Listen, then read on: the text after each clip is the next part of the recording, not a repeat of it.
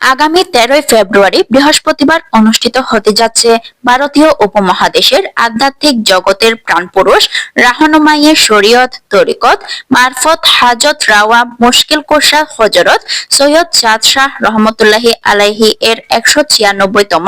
বার্ষিক উরুস শরীফ 7 ফেব্রুয়ারি শুক্রবার দরবারের হজরত সৈয়দ চাঁদ শাহ মঞ্জিল মাঠে আশেকানে সৈয়দ মুক্তার শাহ কেন্দ্রীয় কেতমত কমিটির প্রস্তুতি সভায় সভাপতিত্ব করেন দরবারের মেজর শাহজাদা ও শাহজাদানশীন এবং আশেকানে মুক্তার শাহ কেন্দ্রীয় কেতমত কমিটির প্রতিষ্ঠাতা সভাপতি সৈয়দ মুক্তার শাহ মাদ্দা জিলহুল আলী।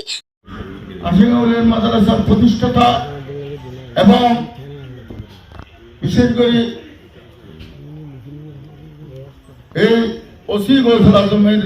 বিশেষ মেহমান ছিলেন দরবারের বড় শাহজাদা ও কেন্দ্রীয় উরস পরিচালনা কমিটির সাধারণ সম্পাদক সৈয়দ দিদারুল আলম শাহ, ছোট শাহজাদা ও আশেকানে মুক্তার শাহ, কেন্দ্রীয় কেতমত কমিটির মহাসচিব সৈয়দ মকসুদুল আলম শাহ, কেন্দ্রীয় উরস পরিচালনা কমিটির ভারপ্রাপ্ত সভাপতি আলহাজ ফরহাদ উদ্দিন চৌধুরী, সংগঠক এস.এম. কামাল উদ্দিনের সঞ্চালনায় আরো অনেকে বক্তব্য রাখেন। পরে উরস শরীফ সুষ্ঠু ও সুন্দরভাবে সম্পন্ন এবং দেশ ও জাতির শান্তি সমৃদ্ধ কল্যাণ কামনা করে আখেরি মোনাজাত করা হয়। যেহেতু উনি আসার পরে